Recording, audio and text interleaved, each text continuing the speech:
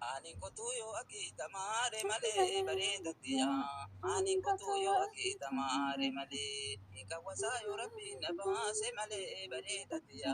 Ika wasayo rabbi nabase male. Ani kotu tamade gati samale bareda dia. Ani kotu tamade gati samale. Siratin jala duhin tafsi samale bareda dia. Siratin jala duhin tafsi samale.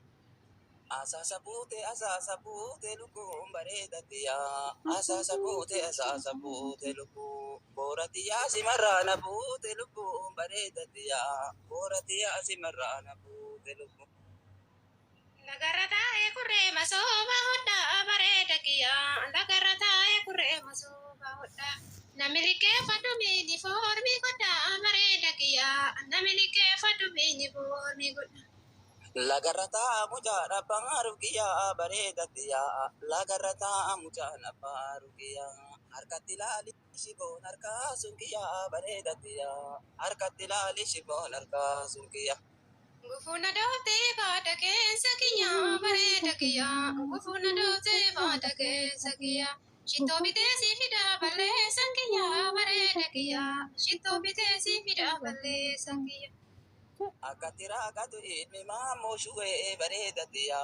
Akatira gatu ilmi mamo shue. Ani korsonya dui raka itue bareda dia.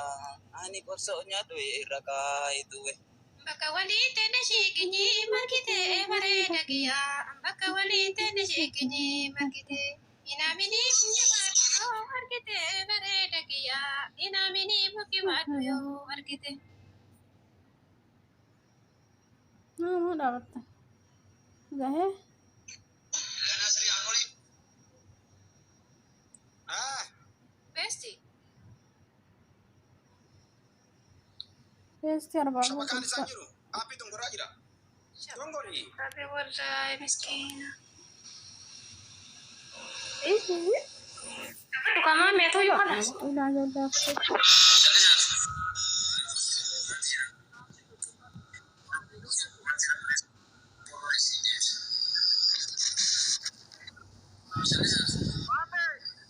Indah dong. Hala, indah kaina kau pilih di syariah mes ya lah dah.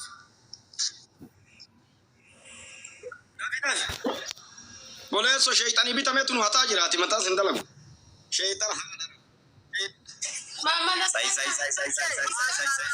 Baru buah biteda tadi wadah aja dah.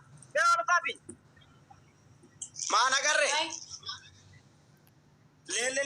Dar kene wallahi dar kene. Kadar kadar apa nama? Le kajaru kadar apa nama? Kulile ada kan dia. Ama bota kana sel. Allahu akbar. Mabruk. iPhone Mubarak fi boleh so. Tirki wallah masyaallah. Enu shanta mija boleh so. Wallahi. Allah. Kesan da dubbisi ba isu bara kesan da dubbisi. Shanta mija na mana shanta mija ni mana rabbi. Shanta mija wallahi. Wallahi shanta mija. Gudda wallahi. Era Mubarak kamu sama to koma sira.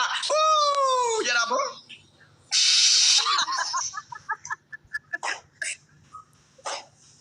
بدأ في اللبسات على ولا ضابط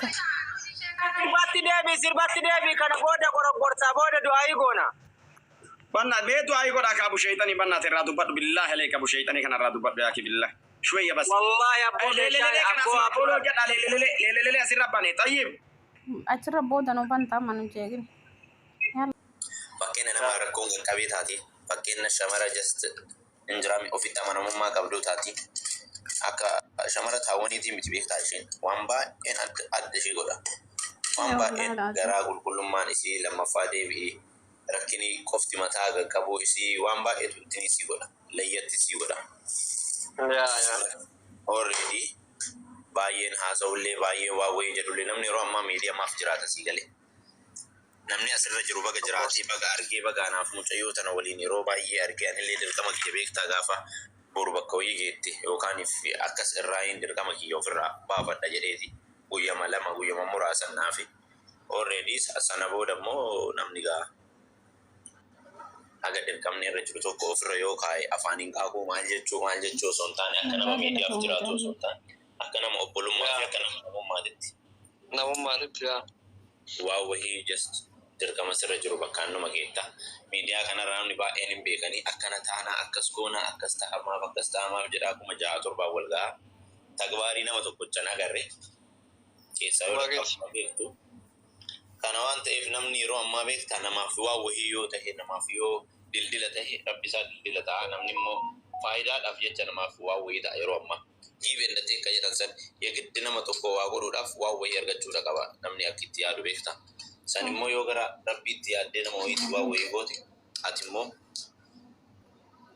wanti saniin duuriyaa saniin rabbi karaa biraasii banasii galee. Adamu duratti keessa keetitti ilmaan keetirraa qabee jireenya keetirraa qabee waan baay'ee si eeggata tola ooltummaa har'a namaa ooltee jattii kana dingata rabbiin si bira fidee wal isin barsiise si galee hawaasni marti akka qoosattillee ta'ee akka onnottillee ta'ee rabbiin deemee jecha hawaasan isii kaayoo isii yookaan yaadisii rakkoo isin keessa jirtu san sababa taatee fi rakkoo keessan keessa baatee mul'ata isii yookaan yaadisii karoora isin qabsan asiin ga'uuf baay'ee tokko.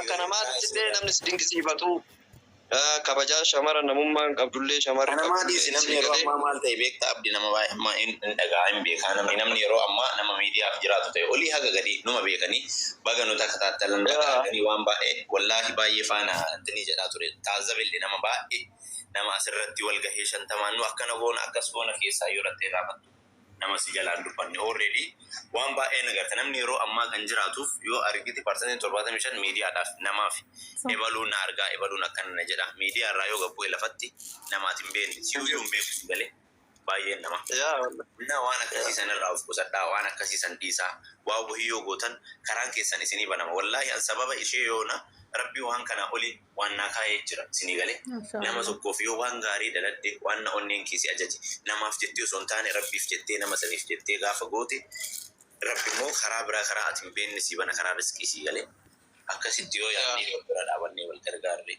bakka yaadne bakka feene geenna ani sababa ta'ee akkasuma isinis sababa naa ta'uu dandeettee of fudhattee.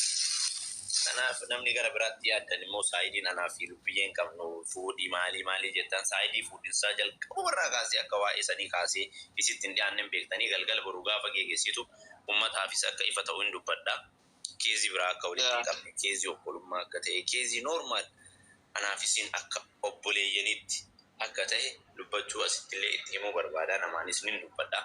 Sababbiin isaa namni gariin namni baay'ee akkana fuudhuu fi akkasii warroonni jettan already isin ana obboleettiti namummaa qofaaf waa wayii bira dhaabadha akkasii waan jiru bakka Oromoo naa godhi gammachiisi. Noo kan isin beetii akka obbolummaa akkatiisii qarqaartu akka obbolummaa isin nama wayita gastii kanarra laayivii dhufte ajandaadhaaf batii kiyyaa ilaabii manaaman jaarsa kiyya manaaman jetti malee normaalii gaafa tokko jesti alaafati abdii cudullee wayitaannannu hin beeti siinuu obbolummaa jaaladhaa manaaman jetti kan isinuu hin beeti yookaan ammoo asoo isin jaalattu yookaan akka nama namni qalbii cabsee maalii manaaman himti beeta kan isinuu hin beeti siigalee suni akkuma jirutti normaalidha kan nama kan keeti waan isin daakuutillee rabbirraa argata wallahi rakkoo isin duraan keessirtuu fi dur Sumaalee san keessatti haa turte laayifii isii maalii nutti himte immaantu nama qaba rabbiin sababsi godhee fi darajaa tanarra gahaa jirti akkasumatti ammallee bakkoo guddaadhaan rabbi isii haa ga'uuni atillee rabbiin jazaas yaa deebu kanuma beetaa wanni jiru kana.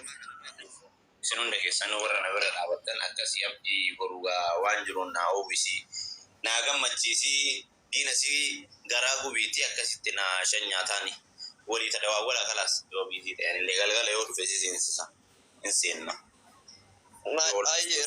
Si bira yoo dhufte silaa boruu si biratti seenuu barbaada keetii yoo laayivii yoo dhufte waliin seenna kalaas waan jiruun sirreessita.